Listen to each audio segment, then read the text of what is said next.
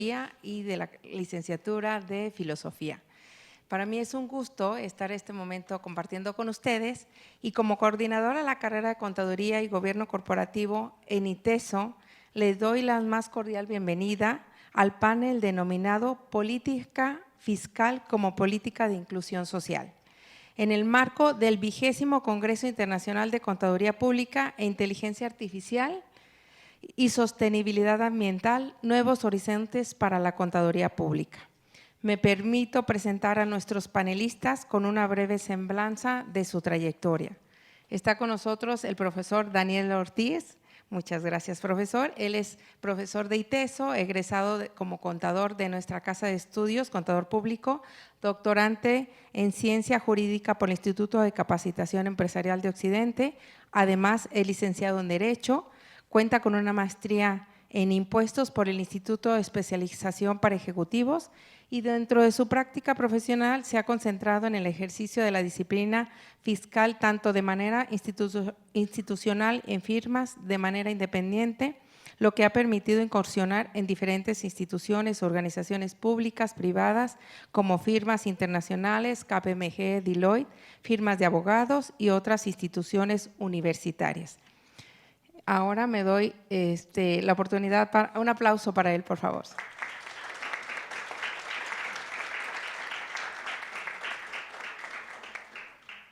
Contamos también con nuestro profesor distinguido David House.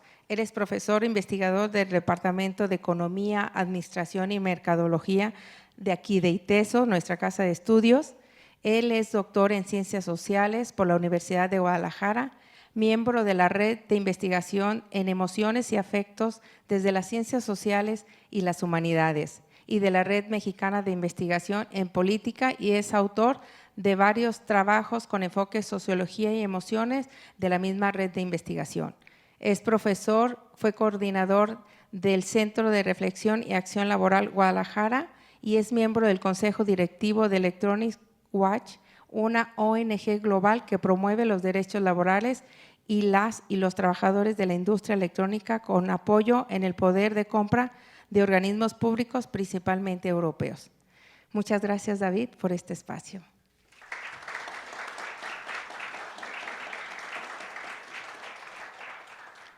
Y nuestro moderador, que en este caso nos acompaña, Pablo Altamirano, él es profesor de ITESO. Él tiene, además de la carrera de Contaduría, la licenciatura en Derecho, egresada por ITESO, tiene maestría en Derecho Fiscal, cuenta con la especialidad en materia tributaria, laboró por más de 15 años en la firma internacional Grant Thornton y es integrante de la Comisión Fiscal y Comisión de Apoyo al Ejercicio Independiente en el Colegio de Contadores Públicos de Guadalajara. Muchas gracias, Pablo, por este momento.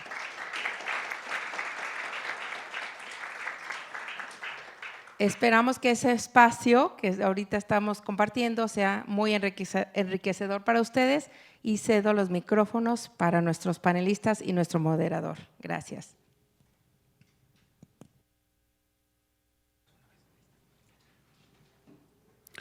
Bueno, ¿se escucha? Bueno, hola, muy buenos días a todos. Gracias, Claudia, por la presentación. Y bueno, pues el día de hoy voy a tener el gusto aquí de moderar este panel que se titula La política fiscal como política de inclusión social. Entonces, bueno, ya la maestra Claudia nos hizo el favor de presentar a nuestros dos distinguidos panelistas, a mi izquierda el contador Daniel y a mi derecha el profesor David, ¿no? Bueno, también agradecerles de su presencia, así como a aquellos que nos siguen de manera virtual.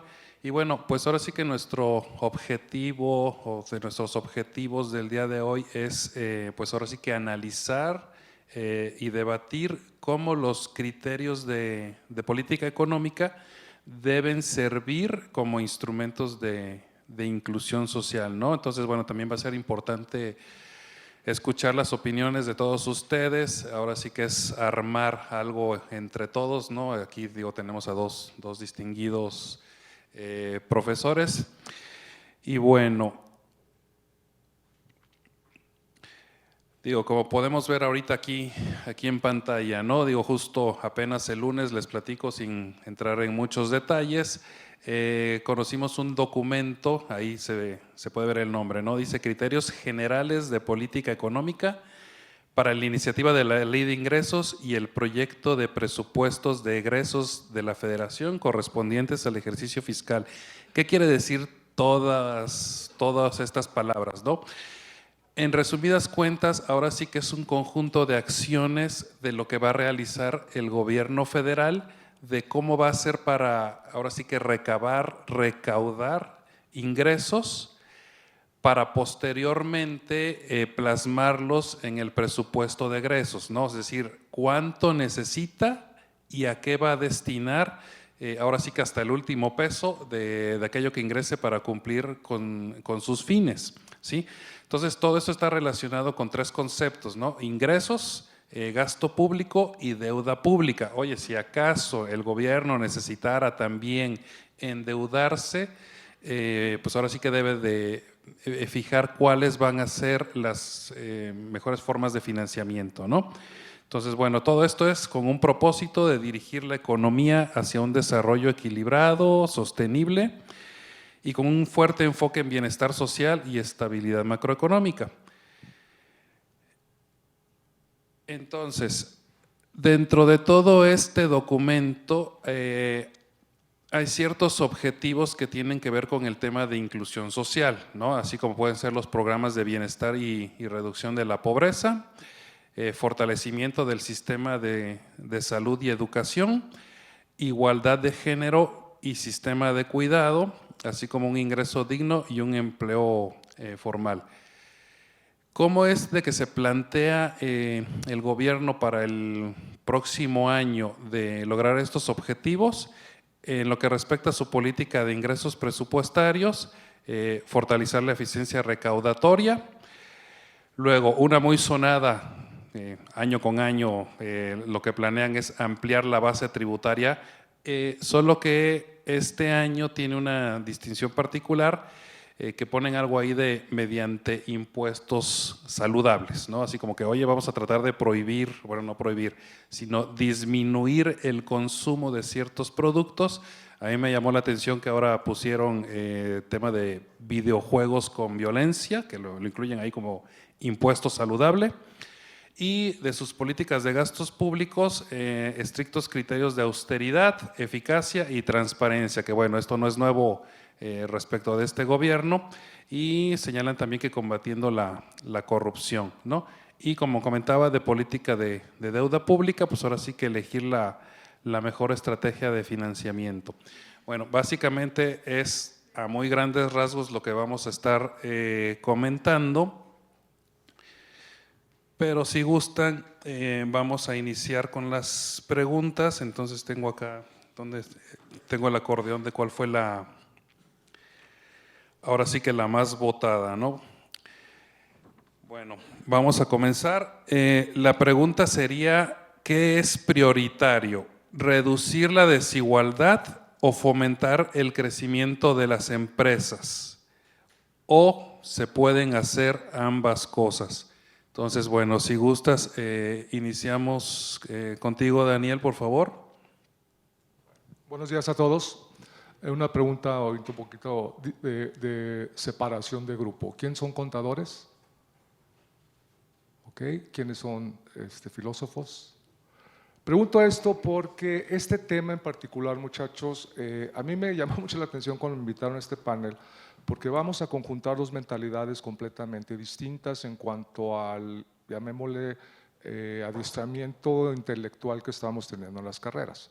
Los contadores pensamos en números y los números nos hablan, ¿sí?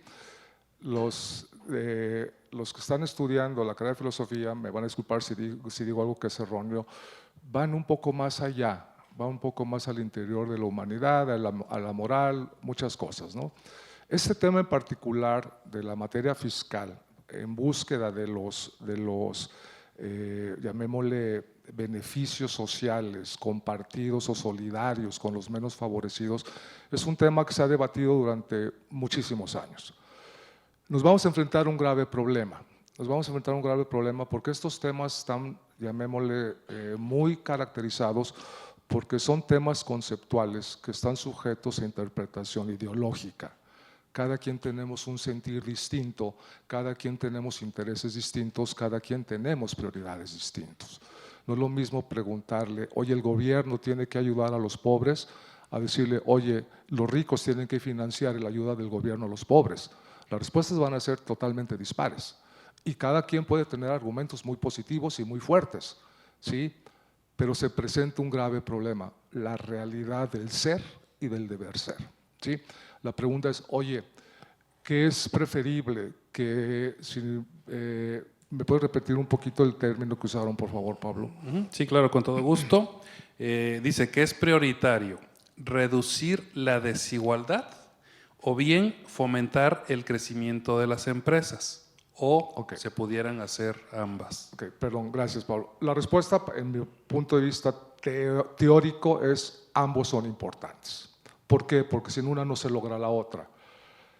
Si tienen la oportunidad, lean sobre todo todos los documentos que se han escrito sobre este tema, sobre todo en América Latina.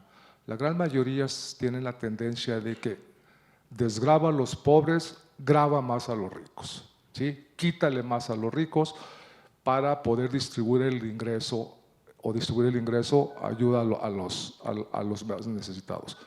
Eso del todo no es malo, ¿sí? Eso no estamos peleados con la solidaridad o con la ayuda técnica, la ayuda económica hacia los más necesitados. El problema es cómo se diseña esa ayuda. Prácticamente el gobierno ha tenido o ha sido exigido que maneje dos tipos de criterios de ayuda. Los famosos programas sociales. Nada más que los programas sociales tienen dos perspectivas. Lo que se conoce en la técnica como programas de cumplimiento inmediato y programas de cumplimiento diferido. Voy a convertirlo al español. Los programas de cumplimiento inmediato son, voy a darle dinero a los pobres, punto. Les voy a dar flujo. Y tenemos los programas de la pensión del bienestar, desgraciadamente el programa que se ha utilizado como el programa de los ninis, tienes derecho a una cuota si no trabajas ni estudias y tienes entre 18 y 29 años. Ese tipo de programas son los que se llaman obligaciones inmediatas. Yo tengo que darle recurso económico, tengo que sacar dinero de las arcas para entregárselo a la población aparentemente más necesitada, que es muy cuestionable los criterios que se utilizan para designar si un grupo es minoritario, vulnerable y necesita de ayuda. ¿Cuál es lo que se ha criticado mucho de estos programas? Y voy a hablar desgraciadamente de mi país, de México, ¿sí? Esos programas sociales que siempre han existido, ustedes están muy jóvenes, pero estos programas sociales existen desde la época de Salinas, por ejemplo, que se usó mucho la palabra la solidaridad, el programa Solidaridad. Actualmente hay un eslogan que a mí en lo personal me molesta mucho, que es primero los pobres. ¿Por qué me molesta eso? No porque esté en contra, yo sé que existen y hay pobreza extremo, pero están manipulando la información, ¿sí?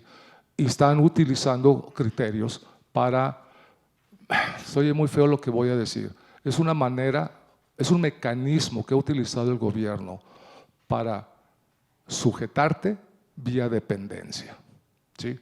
Al gobierno no le interesa que no haya pobres, al gobierno le interesa que sigan existiendo pobres. ¿Por qué? Porque son votos. Y al hacerte dependiente, ¿sí? Voy a contar contigo, porque si no cuento contigo te retiro los apoyos. Pero es una visión muy parcial, ¿sí? Una política fiscal tiene que preocuparse por el gasto público, ¿sí? Y ahí tiene un problema principal. Los recursos que recauda el gobierno no son infinitos, los recursos que son limitados, y viene un problema que pasa en cualquier economía. Tengo 100, ¿en qué me voy a gastar los 100? ¿Sí? Las asignaciones presupuestales están peleadas, porque el aparato administrativo requiere recursos, el sector salud, el sector seguridad, el sector educación requieren recursos, y no va a haber recursos suficientes para satisfacer todas las necesidades, ¿sí? Entonces, siempre hay pugna. ¿Hasta qué punto puedo designarle recursos a bienestar social? Pero yo sé que esa ayuda es un sacrificio para otra parte. Le tengo que quitar a alguien para dárselo a ese fin. El problema es ¿De dónde voy a sacar los recursos? Obviamente, como bien dijo el maestro Pablo, son los impuestos o el endeudamiento, ¿sí? Bueno, una política fiscal tiene que ser vista a futuro si quiero ayudar a mi población más vulnerable.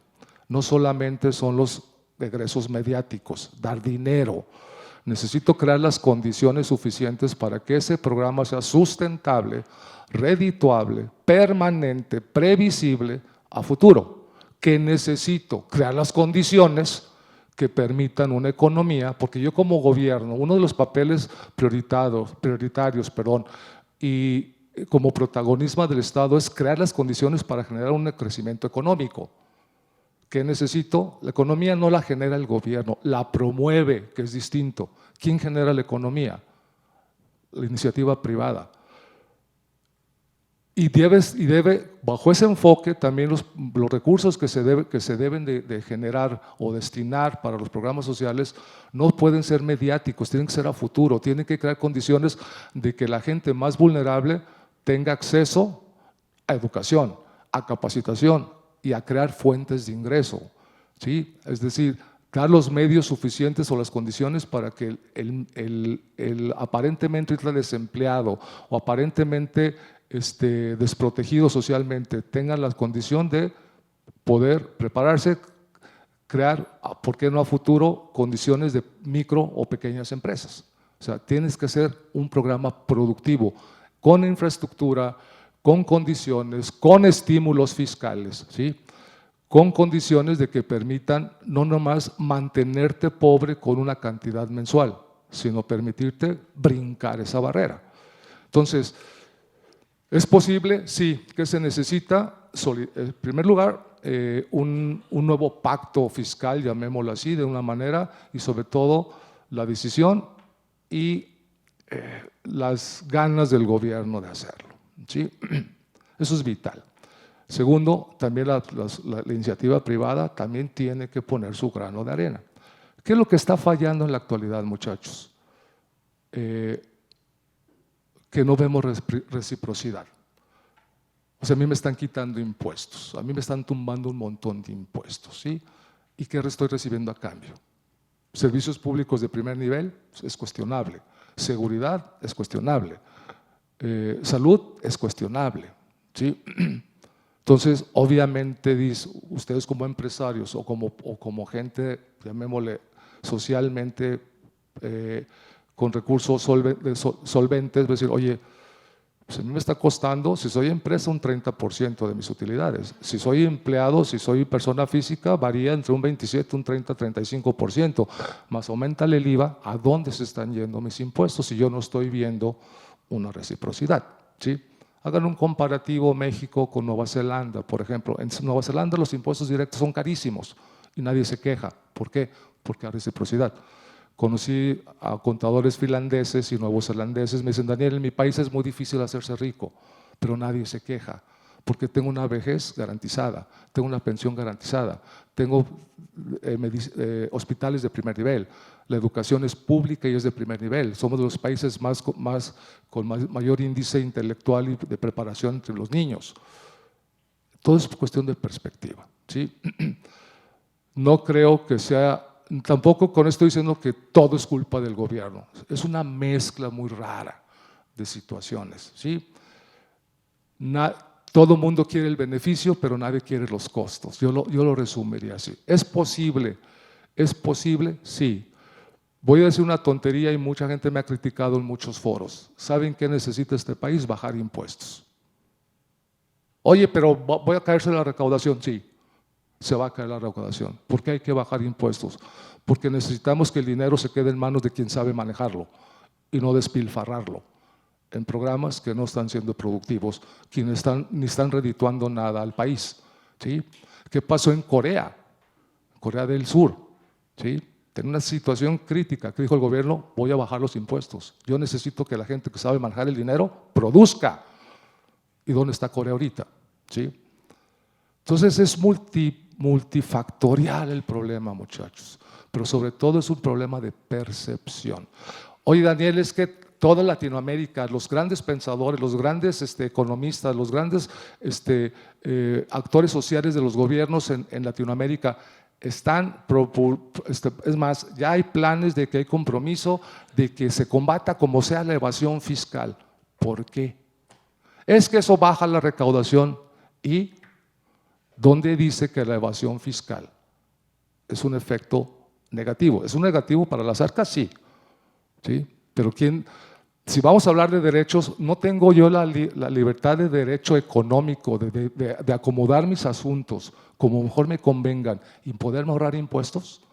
Una cosa es la evasión fiscal económica y una cosa es la defraudación fiscal, el ilícito, el valerme de actividades ilegales para no pagar impuestos, simular, ¿sí? Echar mentiras. Eso sí eso es criticable, pero si económicamente estoy parado sobre una base jurídica, sí, donde no estoy violentando ninguna disposición legal, ¿por qué no aprovechar el producto de un ahorro de impuestos? ¿Sí?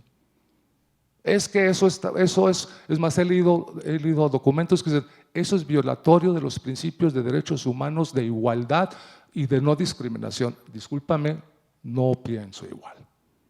¿Sí? ¿Se puede? Se pueden. Hay que cambiar la sensibilidad y la visión que ambas partes tenemos.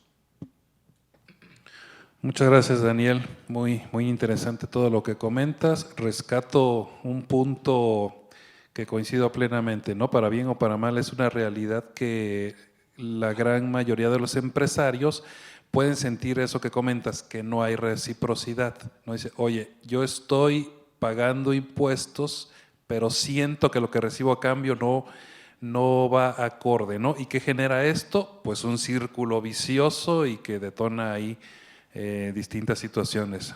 Muchas gracias. Ahora, David, desde tu perspectiva, y si gustas, igual vuelvo a leer la pregunta, ¿no? Señala, ¿qué es prioritario? ¿Reducir la desigualdad o fomentar el crecimiento de las empresas? ¿O bien se pueden realizar ambas? Gracias. Bueno, voy a empezar comentando los puntos en los que estoy de acuerdo y luego los puntos en los que no estoy de acuerdo. Primero, efectivamente, la ciencia económica ha demostrado que en realidad estos dos fines no están peleados. Es decir, la desigualdad nos ha llevado a que crezcamos poco. Dada nuestra estructura de desigualdad económica, crecemos poco. La desigualdad se ha convertido en un estorbo para el crecimiento, ¿sí? Es decir, para poder crecer económicamente también tendríamos simultáneamente que reducir la desigualdad. ¿Por qué?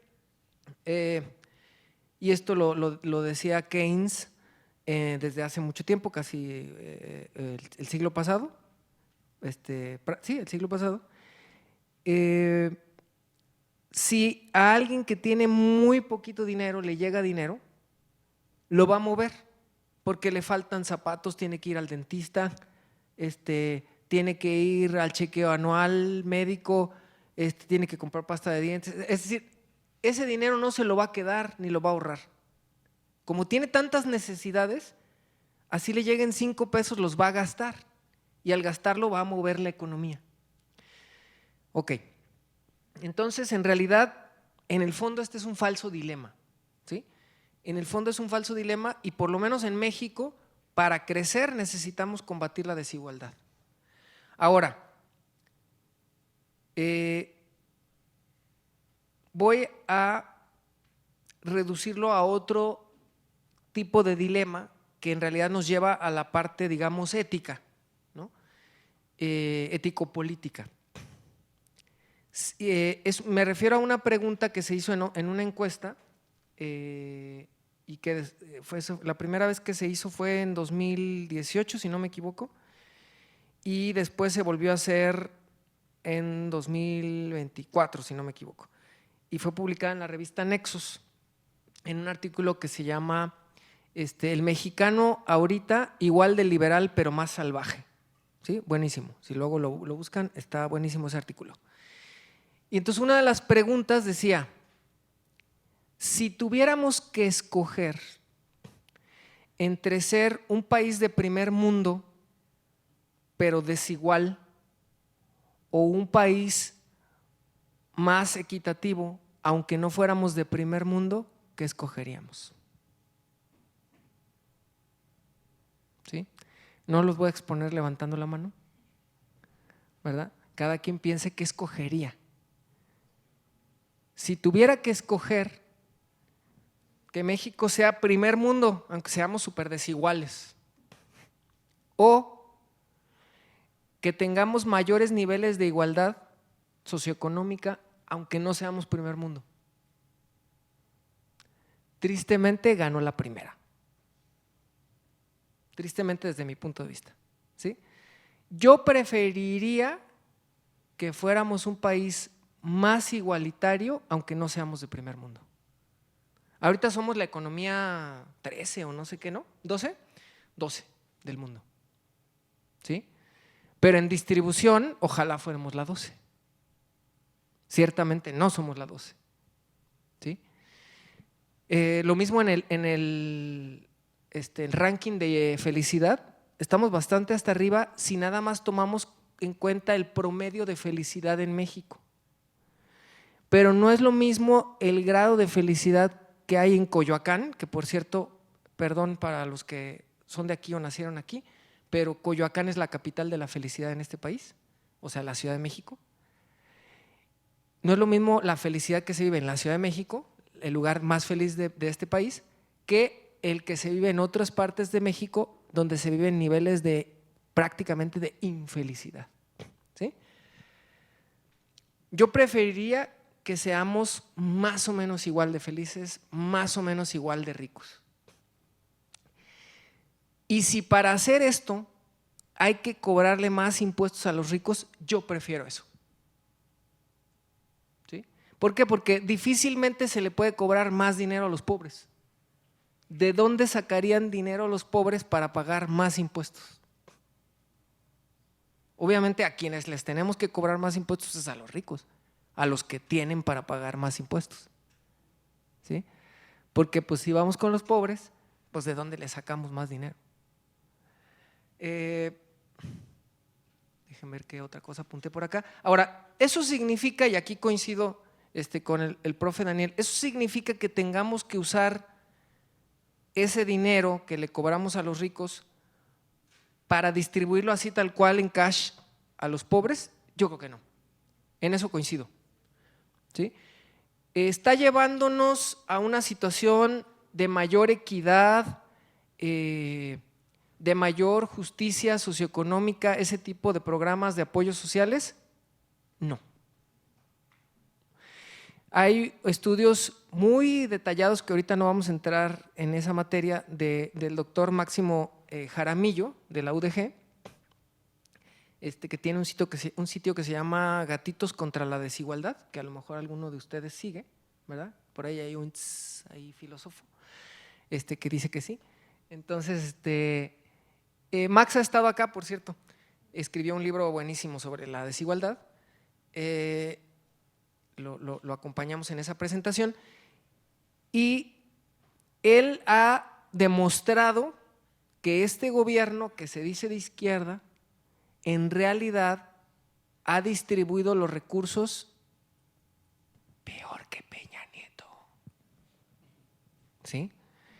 Entonces, aunque ha aumentado la cantidad de dinero que se distribuye, en realidad no ha afectado sensiblemente la desigualdad. Quiere decir que, y aquí coincidimos, tal vez no sea el mejor mecanismo o tal vez no sea lo único que deba de hacer un gobierno. ¿Eso quiere decir que se deben de retirar esos apoyos? No necesariamente, sino que quiere decir que se deben complementar, ¿sí? Por ejemplo, en esta ciudad, que es un caos, ¿verdad? Que es unos días un estacionamiento y otros días una alberca, y todos los días una pesadilla, en esta ciudad a los pobres los hemos, a través del precio de la renta, a través del precio de la vivienda, esto también lo estudia Max Jaramillo, los hemos expulsado a la orilla de la metrópolis, porque ahí es más barato rentar o comprar. Y entonces viven hasta la orilla, iba a decir una grosería, como acostumbro, pero viven hasta la orilla, ¿sí? Ustedes se pueden imaginar qué grosería iba a decir. Y tardan horas, o tardamos horas, porque yo vivo también por allá, en llegar a nuestro trabajo. Porque además el transporte público es terrible en esta ciudad, terrible. Porque desde hace muchos años se favoreció a un grupito de concesionarios y conviene más que ese grupito pequeñito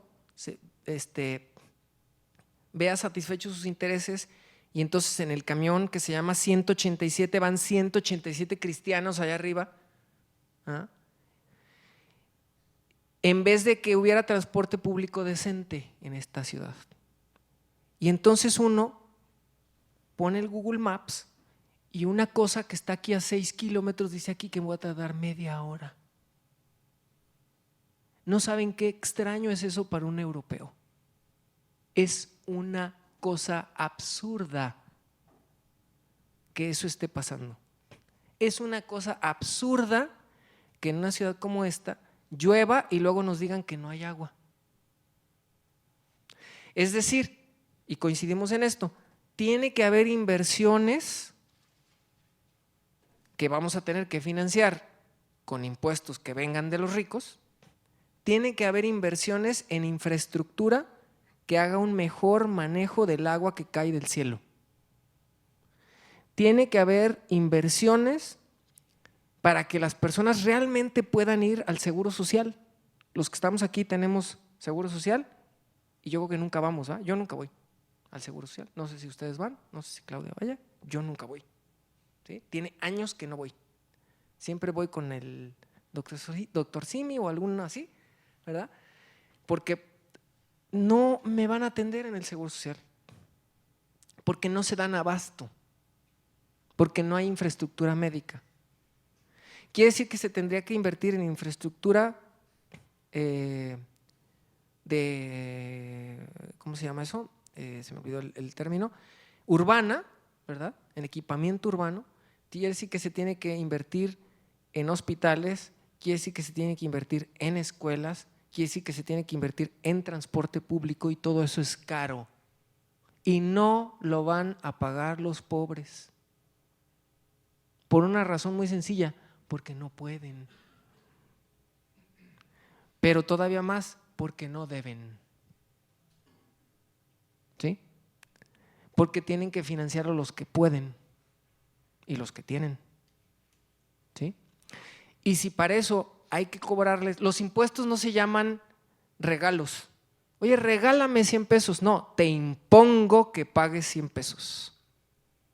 Es una cosa, es una imposición que democráticamente hacemos sobre los que tienen más.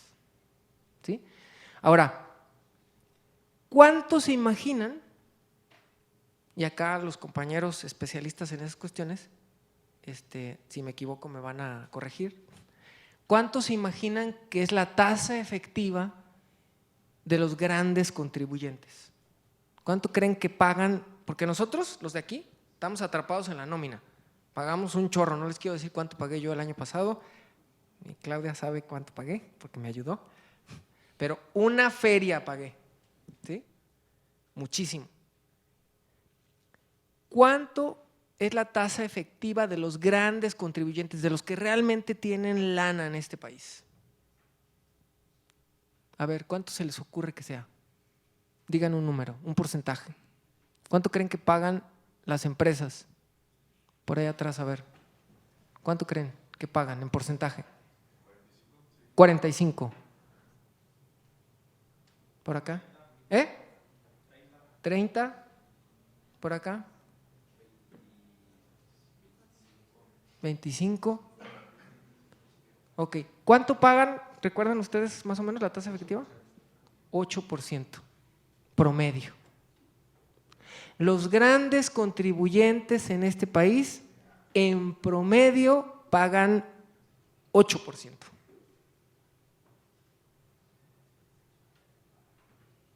Bien, hasta acá dejo mi participación por ahora. Sí. Yo quisiera comentar algo donde no estoy de acuerdo con el maestro. ¿Sí? No estoy diciendo que, porque yo empecé platicando con ustedes muchachos diciendo las interpretaciones tienen argumentos a favor y en contra. Soy contador público, voy a descararme, adelante ustedes, yo soy asesor fiscal. ¿Sí? ¿Cuál es el trabajo de Daniel Ortiz como asesor fiscal? Cuidar que mis clientes tengan menos riesgos impositivos y, discúlpenme, ahorren impuestos. ¿Sí? Tengo clientes que pertenecen a ese grupo de 8%, ¿sí? Y yo no es que no le dé importancia a los argumentos de apoyo a las clases más necesitadas, ¿sí? Como bien dijimos, creo que está mal orientado ese apoyo, pero no se puede atacar al empresario que pague el 8% de impuestos por una sencilla razón, ¿sí? Discúlpenme lo que voy a decir, es una posición personal. Este mundo necesita de ricos y de muy ricos. ¿Por qué? Porque son los que mueven la economía, ¿sí? Yo he tenido clientes en los últimos 3 años, después de la pandemia, ¿sí? Empresas muy fuertes que dijeron, Daniel, la tengo muy fácil, ¿sí? Económicamente yo puedo cerrar mi changarro y me voy a otro país. Y es lo que están haciendo muchos empresarios en México. Están mandando recursos financieros al extranjero, ¿sí? Y no invertir en México, porque las condiciones no son las propicias. Entre más ahorquemos al empresario rico, el malo de la historia, ¿sí? No estoy diciendo que todos los empresarios sean buena onda, o sea, tampoco son madres de la caridad, eso me queda muy claro. Pero no podemos atacar el factor productivo más importante. Ahorca al empresario y ¿qué va a pasar? Se va a desmoronar la economía, ¿sí? Por eso yo defiendo el que sí entiendo el que que hay impuestos progresivos. Entre más tengas, paga más. Eso no estoy en contra de eso. Pero ahorcar al empresario. Y además, en este país hay que hablar de un impuesto que te imponen que no está en la ley, que se llama la extorsión, el pago de piso, ¿sí? Muchos empresarios han cerrado por eso. Oye, a los pobres no se les puede quitar, estoy de acuerdo relativamente, ahí no estoy tan de acuerdo con el profesor. Sí entiendo el punto, pero no es la realidad exacta. Hay un problema también muy fuerte en este país, y sabes que los pobres no tienen, estoy de acuerdo, un pobre real, pero también tenemos un grave problema en este país que se llama la economía informal. ¿Cuánto genera esa economía? Es impresionante la cantidad de dinero. ¿Cuánto paga de impuestos?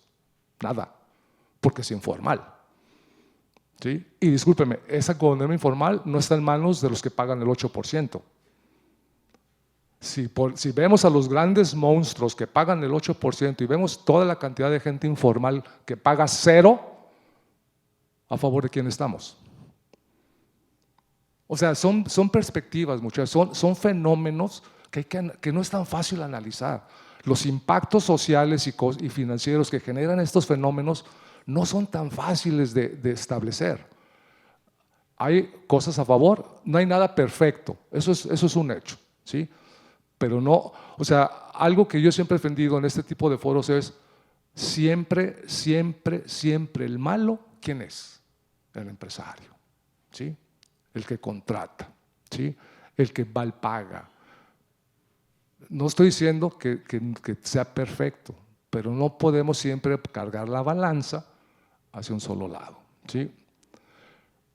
Este país, México actual, ustedes están muy jóvenes y lo están empezando a vivir. Yo he coincidido cronológicamente con 11 presidentes. Desde mi infancia hasta la actualidad he pasado entre 11 y casi 12 presidentes, ¿sí? Y nunca he visto mi país tan peor como hoy. Y no estoy diciendo que anteriormente estábamos bien, ¿sí?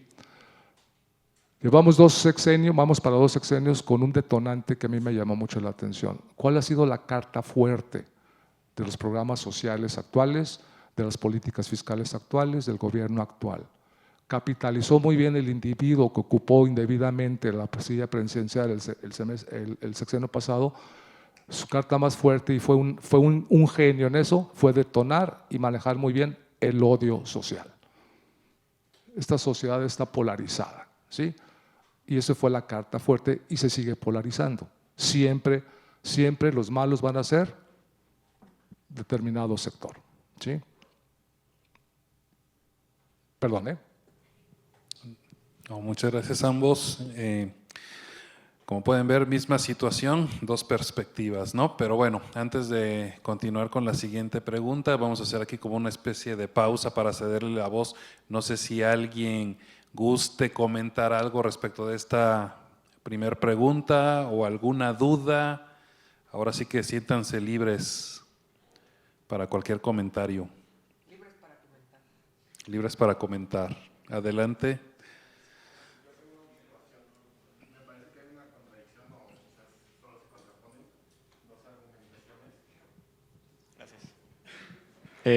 Primeramente hubo un argumento donde, más bien, acabas de mencionar que no imponen a los ricos porque la economía necesita de los ricos para crecer, pero antes de eso mencionaste que Finlandia tiene impuestos altísimos, es dificilísimo hacerte rico y aún así tienen como los niveles más altos de dignidad en la vida. Entonces, me parece que esas 2 cosas se contraponen. No es que, perdón, ¿tu nombre, disculpa? Jerónimo, mira Jerónimo, qué bueno que lo observas. O sea, es cierto, en Finlandia me dijeron, oye, en mi país es muy difícil hacerse rico porque los impuestos son muy altos, ¿sí? Imponerle impuestos, o sea, el problema es que, o sea, hay que contextualizar un poquito. Estamos hablando de un país donde no hay ricos, o hay muy pocos muy ricos, porque también los hay empresarios, con un país donde el 80 y tantos % de la riqueza está en 20 familias en México, ¿sí?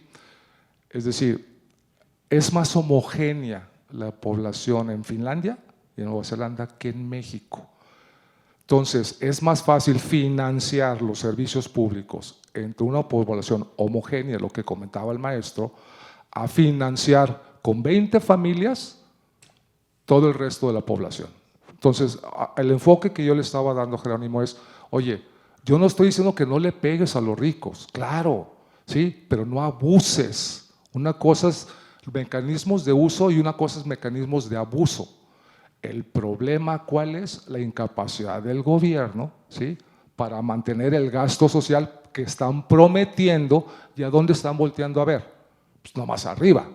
¿Por qué no volteas a ver que estás propiciando las condiciones de economía informal? ¿Por qué no tratas de homogeneizar, que es la finalidad de este tipo de pláticas? Entonces, a lo mejor no, me expresé mal o no conectamos en el mismo concepto, Jerónimo. O sea, para mí es una gran… Fíjate que sale un tema bien interesante, Jerónimo, porque cuando se habla de inclusión social o de igualdad social, se cometen 2 errores muy grandes. Se busca la igualdad social individual, pero se deja de vista la igualdad social por grupos. Y eso marca una gran diferencia. No sé si te pude contestar. Sí, gracias. ¿Sí? Gracias. No, muchas gracias. ¿Tenemos otra participación?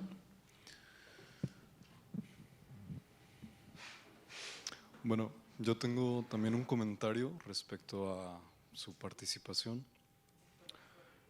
Sí, primero yo entiendo que la economía es una pregunta, ¿no? Parte de la pregunta de cómo resuelvo las necesidades con los recursos que se tienen, ¿no? Hasta yo supongo que todos entendemos lo mismo por economía. Pero lo que me parece un poco problemático es que victimicemos a personas que tratan de resolver esa pregunta, ¿no? ¿Y quiénes son esas personas? Los vendedores informales, a mi parecer. No me parece justo que hasta cierto punto se victimice a estas personas como si fueran el problema, ¿no? Porque directamente yo me cuestiono, bueno, ¿quiénes son los vendedores informales? Los vendedores informales son personas que no tienen oportunidades para no ser vendedores informales. No vamos a ver, por ejemplo, en el caso de Ciudad de México, personas que estén vendiendo dulces o chuches, cigarros, que probablemente no se encuentren en una situación vulnerable como es la vejez, como es estar en silla de ruedas, como es no tener la oportunidad de tener un trabajo mejor. Entonces ahí a mí me gustaría preguntar eso, ¿cómo podríamos decir que las personas que van a resolver la economía son personas que no se enfrentan ante la pregunta de la economía en su vulnerabilidad?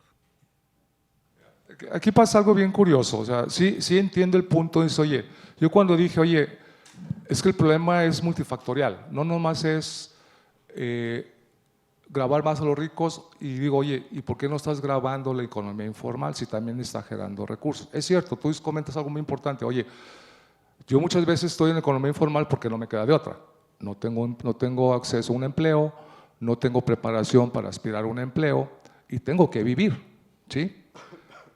Eso me queda muy claro, ¿sí? Pero la economía informal no nomás se concentra, discúlpame, en lo que tú mencionas del que vende cigarros en la calle o el que limpia, ¿sí? Desgraciadamente la economía informal, y no quería tocar este punto, está plagada ahorita en México por actividades ilícitas. Y ese es un problema muy serio. ¿Cuánto genera la actividad ilícita de ingresos a la economía informal? ¿Sí? Entonces, por eso digo, no es tan sencillo. ¿Tu nombre cuál es, disculpa? Javier. Javier. O sea, no es tan, desgraciadamente son temas no tan sencillos. Por eso yo decía, tenemos que cambiar el pacto fiscal, tenemos que cambiar la sensibilidad y la disposición del gobierno y de la sociedad, ¿sí? Oye, la extorsión, yo hablaba de la extorsión, yo hablaba del cobro de piso, son actividades ilícitas más todas las que conocemos. ¿Por qué el gobierno no hace nada al respecto, Javier? Es la economía que más ha crecido en los últimos años, la ilícita. ¿Y hemos hecho algo? ¿Ves algún resultado en ese sentido? Sí. O sea, no es tan fácil, Javier. O sea, podemos pasar horas discutiendo y la solución que diseñemos siempre va a ser parcial, porque no va a poder satisfacer todos los criterios y todas las necesidades al mismo tiempo, porque hay un principio económico, tú hablabas de economía, los recursos no son infinitos, voy a tapar un agujero, tengo que destapar otro, o medio tapo los dos. ¿Qué prefieres hacer? El maestro decía, yo prefiero no ser el primer mundo, pero más o menos iguales. Hay gente que dice, yo prefiero ser el primer mundo y pues que haya desigualdad. O sea, no nos vamos a poner de acuerdo, ¿sí? No sé si digo, no vamos a coincidir en mucho sentido, Javier, pero más o menos por ahí va mi opinión, ¿sale? Gracias a ti. Muy bien, muchas gracias. David, me parece que quieres comentar algo al respecto. Sí, ahorita pasamos si quieren a otro comentario o podemos ver incluso la siguiente pregunta a discutir. Sobre el asunto de la informalidad. Ir a todo detalle nos llevaría por lo menos una sesión completa, pero voy a tratar de ser lo más sintético posible. Hay varias maneras de medir la informalidad, pero en última instancia, en México, el criterio principal es si los trabajadores de esa empresa están o no registrados en el Seguro Social, ¿sí? Ahora, de acuerdo con la medición oficial de la pobreza, la principal carencia social en México es la ausencia de seguridad social, la falta de cobertura de seguridad social. Es la carencia número uno, a pesar de todo lo que ha hecho este gobierno y los anteriores y todo, y a pesar de que hacen cuentas falsas y contabilizan a los adultos mayores que reciben una pensión, les ponen palomita, usted ya tiene seguridad social. A pesar de eso, los indicadores siguen siendo muy altos. Santiago Levy desde 2009, si no me equivoco, sacó un libro, 2008 creo, sacó un libro que está en la biblioteca en español y en inglés, que se llama Good Intentions, Bad Outcomes, y luego tiene un subtítulo larguito. Entonces, hay una reseña escrita por su servidor. Entonces, si le ponen David Faust, buenas intenciones, espiral, ahí sale en Google, donde comento ese libro. Y básicamente lo que dice Santiago Levy en ese libro y en su propuesta es: en México hay informalidad porque la seguridad social se le cobra a los empresarios. Es decir, la seguridad social no es un derecho ciudadano, y menos aún un derecho humano, sino un derecho laboral en México. Es decir, tú tienes un cierto tipo de trabajo, tienes seguridad social. Por ejemplo, nosotros tenemos IMSS, ¿sí? Y otros trabajadores, los trabajadores del Estado, tienen ISSSTE. Pero un señor que trabaja su propio carro como taxi, pues no tiene nada. ¿Ah? Si tiene hijos, pues lo van a cuidar cuando sean viejitos, si esos hijos son buena onda, ¿verdad? Ese es su seguro social, real, fáctico. Lo que dice Santiago Levy es: ¿por qué no mejor tener un seguro social universal pagado con impuestos universales? ¿Sí? Y lo que él propone es que no haya exenciones de IVA en nada, es decir, que todos los productos, incluyendo comida y medicina, alimentos y medicina paguen IVA, y que con ese dinero se financie la ampliación del seguro social. ¿Sí? Eso es discutible, algunos dicen mejor con impuestos sobre la renta, aquí no vamos a entrar a ese detalle. La idea que sí me parece rescatable es que se tiene que matar, digamos, a varios pájaros de un solo tiro. Es decir, el problema es complejo y no basta con obligar a la señora o el señor que vende chicles a que se inscriba en el Registro Federal de Contribuyentes y a fuerzas pague impuestos. La cosa es más compleja. Y básicamente es que todo mundo tenga seguro social financiado con impuestos universales. Yo creo que eso está bien en principio.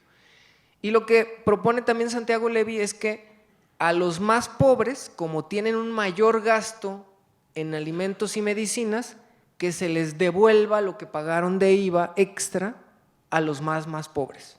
¿Sí? También estoy de acuerdo con eso. Pero más allá de los detalles de esta propuesta de Santiago Levy y compañeros, porque hay otros dos economistas que contribuyeron a esa propuesta, Antón y Hernández, más allá de esa propuesta específica,